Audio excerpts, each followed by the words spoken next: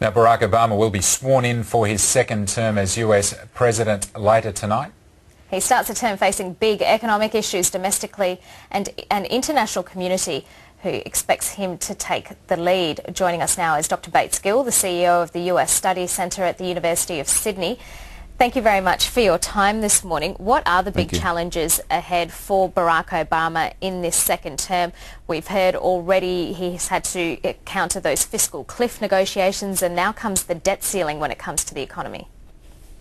Well, I think it's hard to speculate what sort of foreign policy issues might come on unexpectedly for President Obama, but clearly we know that the domestic agenda is there in front of him, very difficult hurdles to try and get over. You mentioned the fiscal issues. The long-term strategic fiscal structural imbalances for America are huge and go well beyond what are, in comparison, relatively simple issues of debt ceiling and the fiscal cliff. So that's a big piece he's going to have to be thinking about. And not least also to see the successful implementation of health care reform in the United States, which will now come online over the next year or two. There are other significant domestic issues as well. We saw last week the proposals on gun control reform, and immigration is still an issue that Barack Obama is likely to have to deal with in his second term.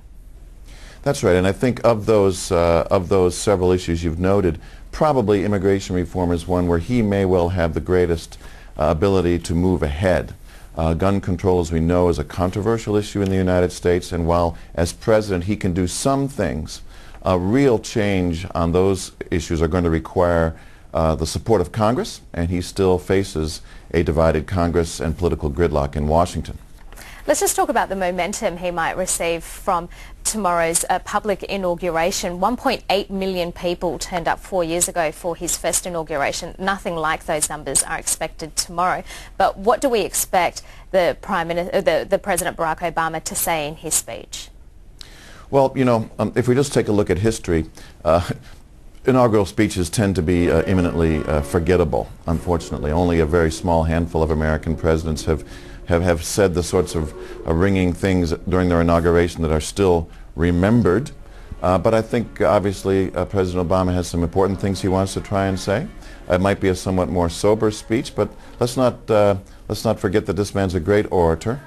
And I think he will try to lay claim to a certain mandate that he has received. After all, only 16 presidents before him have had the chance to have a second inaugural address, and so that says a lot about the support that he's managed to garner, and he probably should try and leverage that as a kind of mandate, slim as it may be, to put forward his agenda for the next 4 years. Let's talk about some of the international challenges that he may face. How significant and key will Iran be, and will this administration continue to look at the Middle East peace process?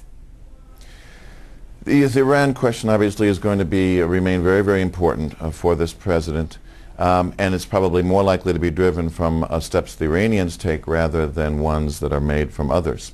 But it's extremely difficult. I think this president has shown that he far more prefers the route of negotiation and diplomacy and American restraint.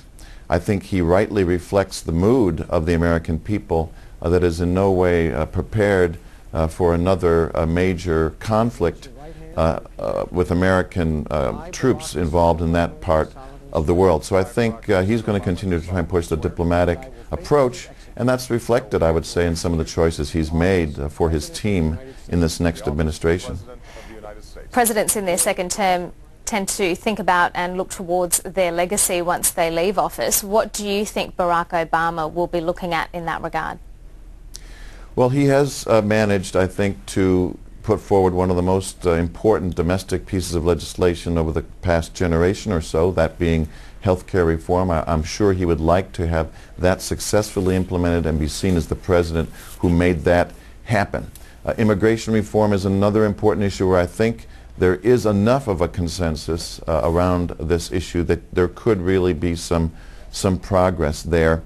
And of course, he would also like, at the end of these 4 years, to be able to turn back and say, I managed to turn the economy around in my 8 years in office, given the disaster that was handed to me when I came into office. If he's able to do even two of those important questions, it would be, I think, a pretty powerful legacy for him.